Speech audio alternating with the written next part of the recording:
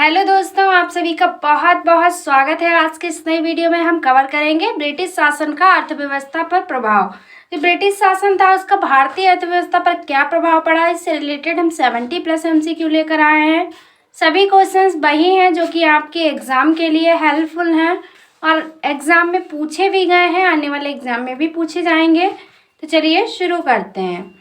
देखिए क्वेश्चन है, किसके द्वारा बंगाल और बिहार का स्थायी बंदोबस्त, जिसे इस्तमरारी बंदोबस्त कहा जाता है, ये शुरू किया गया था। तो किसके द्वारा बंदोबस्त शुरू किया गया था स्थायी? तो ये लॉर्ड कॉर्नवालिस ने शुरू किया था और ऑप्शन नंबर हमारा डी वाला राइट होगा, लॉर्ड कॉर्नवालिस। नेक्स्ट है, भारत में अंग्रेजों के समय में प्रथम जनगणना किसके कार्यकाल में हुई?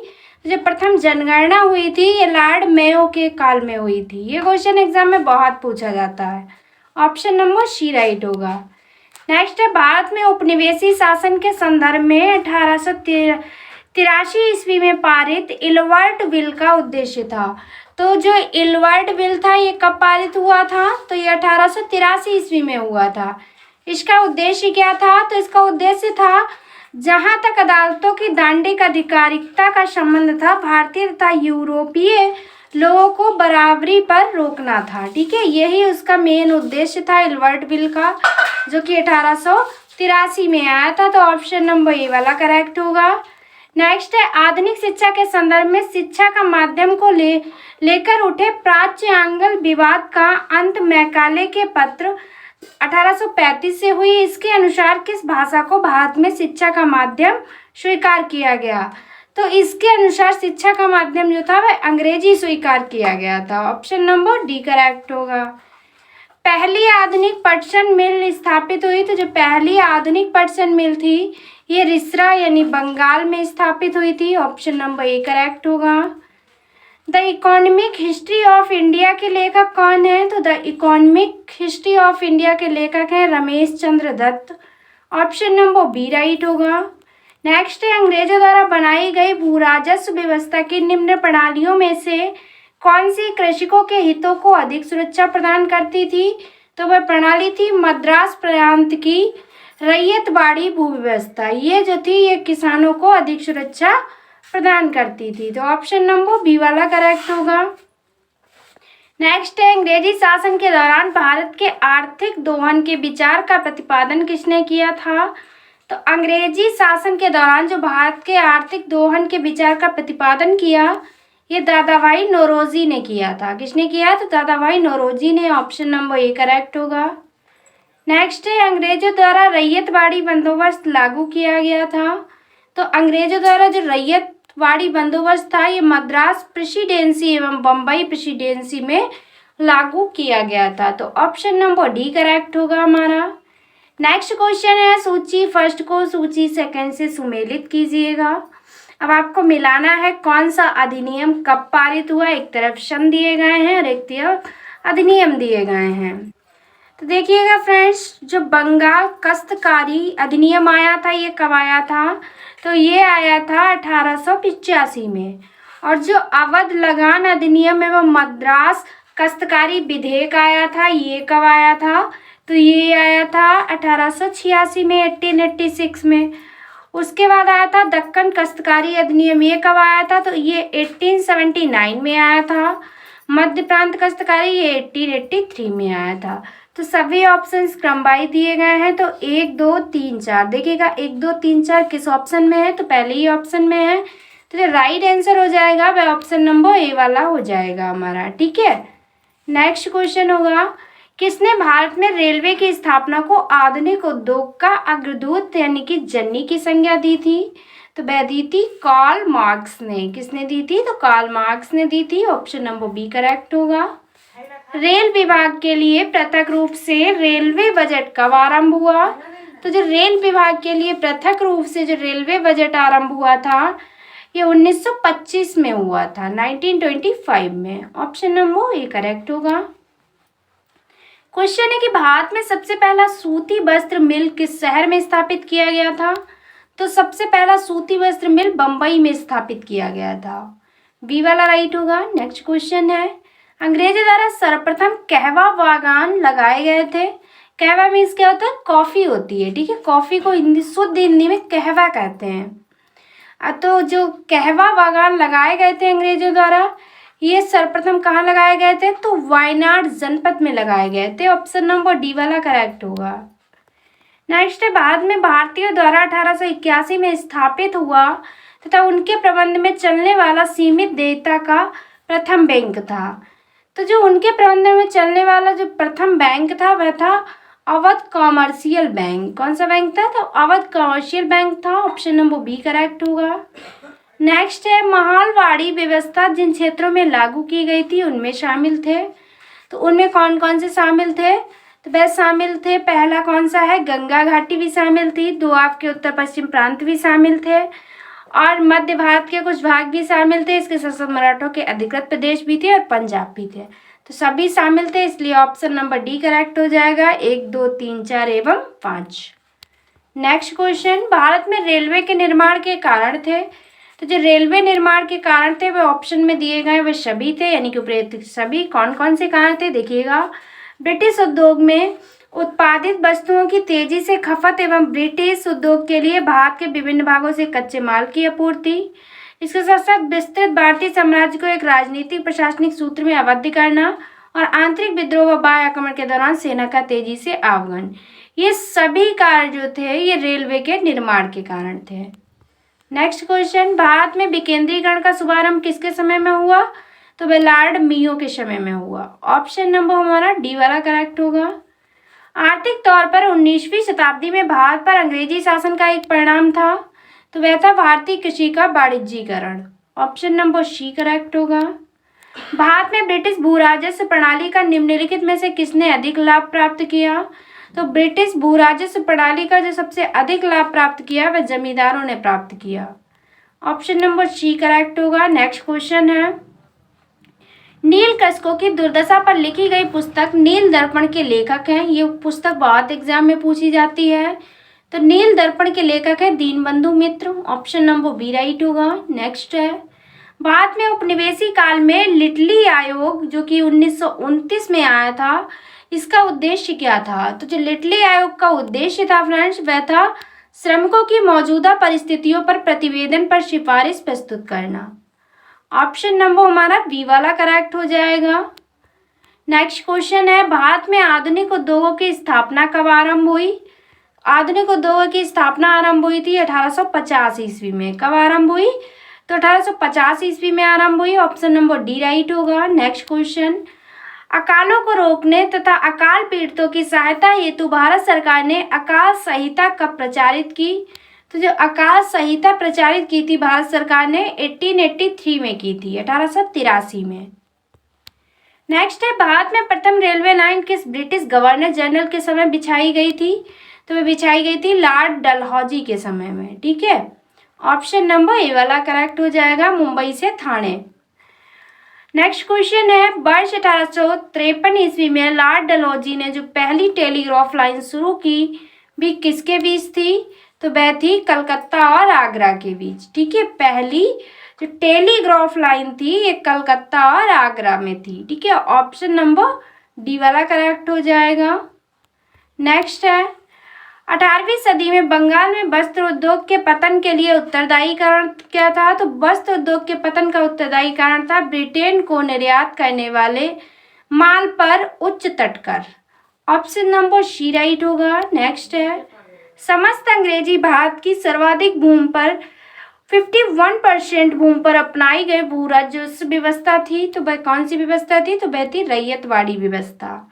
ऑप्शन नंबर बी सही हो जाएगा। नेक्स्ट है, भारतीय दस्तकारी उद्योग के पतन का कारण थे, तो जो भारतीय दस्तकारी उद्योग के पतन के कारण थे वे उपयुक्त सभी थे। अंग्रेजों द्वारा भारतीय बुनकरों के तैयार माल को कम से कम मूल्य पर लेना, अंग्रेजों द्वारा कच्चे माल पर नियंत्रण और इंग्लैंड में आयात की जाने वाली भारतीय वस्तुओं पर भारी आयात कर, ये सभी कारण दस्तकारी उद्योग के पतन के कारण रहा है। नेक्स्ट है क्वेश्चन हमारा कि भारतीय दस्तकारी उद्योग के पतन के कारण, ये क्वेश्चन हो चुका है। नेक्स्ट देखिएगा, नेक्स्ट क्वेश्चन है फ्रेंड्स हमारा 1938 ईस्वी के अंत में भारतीय राष्ट्रीय कांग्रेस के अनुरोध पर जो राष्ट्रीय योजना समिति बनाई गई उसके अध्यक्ष थे, तो जो राष्ट्रीय योजना समिति के अध्यक्ष थे वह थे Jawaharlal Nehru. Option number B वाला राइट होगा। नेक्स्ट है, निम्नलिखित में से किसने भारत के अंग्रेजी उपनिवेश नियंत्रण की आलोचना में अनब्रिटिश पदावली का उपयोग किया? तो जो अनब्रिटिश पदावली का उपयोग किया था वह किया था दादाभाई नौरोजी ने। ऑप्शन नंबर हमारा सी वाला करेक्ट हो जाएगा। नेक्स्ट है, भारत से ब्रिटेन की ओर संपत्ति के अपवहन का सिद्धांत किसने प्रतिपादित किया? तो जो संपत्ति के अपवहन का जो सिद्धांत था ये दादाभाई नौरोजी ने प्रतिपादित किया था। ऑप्शन नंबर बी करेक्ट होगा। नेक्स्ट क्वेश्चन, अंग्रेजी शासनकाल में भारत का कौन सा क्षेत्र अफीम उत्पादन के लिए प्रसिद्ध था? तो अफीम के लिए प्रसिद्ध था बिहार, ठीक है, अंग्रेजी शासनकाल में। ऑप्शन नंबर ए करेक्ट होगा। नेक्स्ट है, रैयतवाड़ी व्यवस्था जिन क्षेत्रों में लागू की गई उनमें थे, तो उनमें सभी क्षेत्र थे। मद्रास प्रेसिडेंसी भी थी, बम्बई प्रेसिडेंसी, पूर्वी बंगाल, असम और कुर्ग। तो जो राइट आंसर होगा वह डी वाला होगा, 1, 2, 3, 4 और 5, ठीक है। नेक्स्ट देख लीजिएगा, क्वेश्चन है हमारा फ्रेंड्स, स्थायी बंदोबस्त 1793 के अंतर्गत जमींदारों से अपेक्षा की गई थी कि वे खेतियारों को पट्टा जारी करेंगे। अनेक जमींदारों ने पट्टा जारी नहीं किए, इसका कारण क्या था?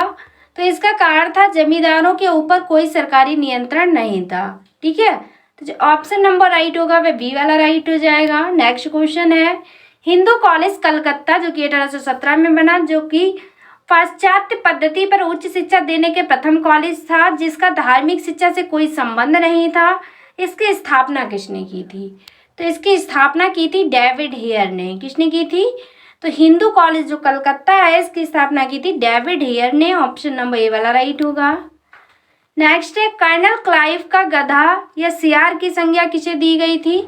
तो कर्नल क्लाइव को गधा या शेर की संज्ञा मीर जाफर ने दी थी। ऑप्शन नंबर हमारा बी वाला राइट होगा।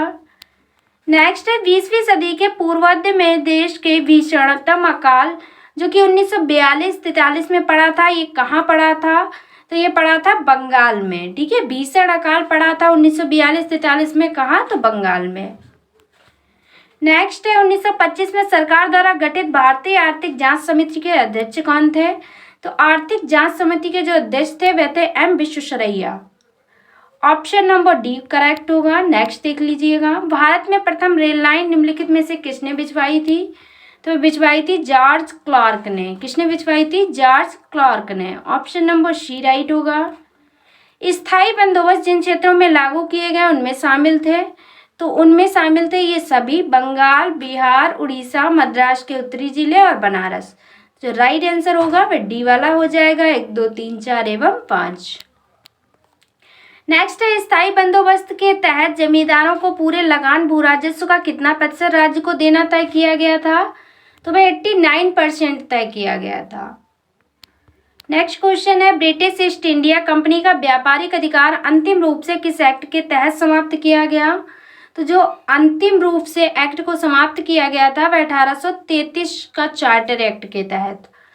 ऑप्शन नंबर बी वाला राइट हो जाएगा। नेक्स्ट क्वेश्चन है फ्रेंड्स, भारत में आधुनिक शिक्षा का जन्मदाता किसे कहा जाता है? तो आधुनिक शिक्षा का जन्मदाता चार्ल्स ग्रांट को कहा जाता है। ऑप्शन नंबर ए करेक्ट हो जाएगा।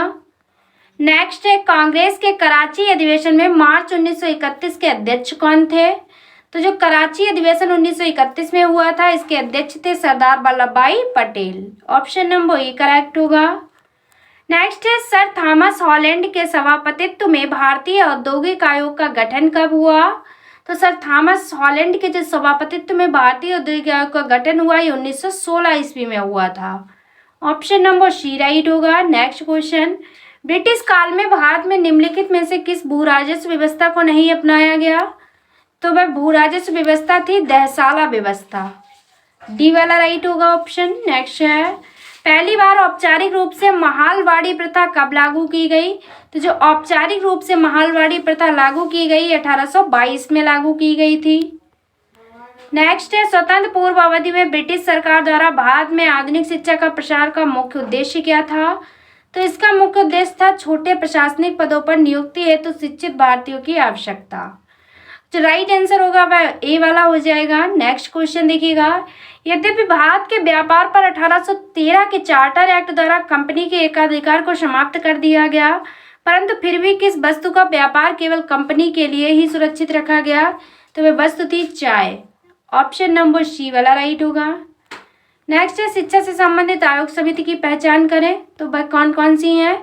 तो शिक्षा से संबंधित है हंटर हटक समिति जो कि 1929 में आई थी। लिंडसे आयोग ये कब आया था? 1929 में आया था। सयू समिति ये 1934 में आई थी और सार्जेंट योजना ये 1944 में आई थी।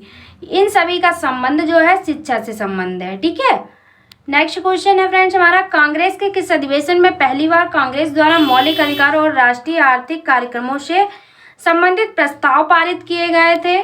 तो ये प्रस्ताव कराची अधिवेशन 1931 में पारित किए गए थे। ऑप्शन नंबर ए वाला करेक्ट होगा। नेक्स्ट देख लीजिएगा क्वेश्चन है हमारा, निम्नलिखित में से कौन सी property and on British rule India के लेखक हैं? तो आप सभी जानते हैं दादाभाई नौरोजी हैं। ये क्वेश्चन कई वीडियो में हम करवा चुके हैं तो आप लोगों को याद होगा। ऑप्शन नंबर डी करेक्ट हो जाएगा। नेक्स्ट है, भारत में अंग्रेजों की लूट किस महत्वपूर्ण घटना के बाद शुरू हो गई थी? तो भारत में अंग्रेजों की जो लूट शुरू हुई थी ये प्लासी के युद्ध के पश्चात शुरू हुई थी। ऑप्शन नंबर ए करेक्ट होगा। नेक्स्ट क्वेश्चन, रैयतवाड़ी व्यवस्था कब लागू की गई थी? तो रैयतवाड़ी व्यवस्था 1820 में लागू की गई थी। सी वाला ऑप्शन राइट होगा। नेक्स्ट है, भारत में प्रथम रेल लाइन का निर्माण 1853 ईस्वी में किन नगरों के बीच हुआ था? तो ये हुआ था बम्बई और थाने के बीच। किसने करवाया था? तो लॉर्ड डलहौजी ने करवाया था। ऑप्शन नंबर बी वाला करेक्ट होगा। नेक्स्ट क्वेश्चन देखिएगा, ब्रिटिश शासन के दौरान भारत में उद्योगों का कोई स्वतंत्र विकास नहीं हुआ, इसका कारण क्या था? तो इसका कारण था कि भारी उद्योगों का अभाव था, इसीलिए भारत में उद्योगों का कोई स्वतंत्र विकास नहीं हुआ। ऑप्शन नंबर ए करेक्ट हो जाएगा। किसने 1911 में प्राथमिक शिक्षा को निःशुल्क एवं अनिवार्य बनाने वाला विधेयक इंपीरियल लेजिस्लेटिव काउंसिल में प्रस्तुत किया, जिसे प्राथमिक शिक्षा का मैग्ना कार्टा कहा जाता है? तो वह प्रस्तुत किया था गोपाल कृष्ण गोखले ने। ऑप्शन नंबर ए राइट होगा।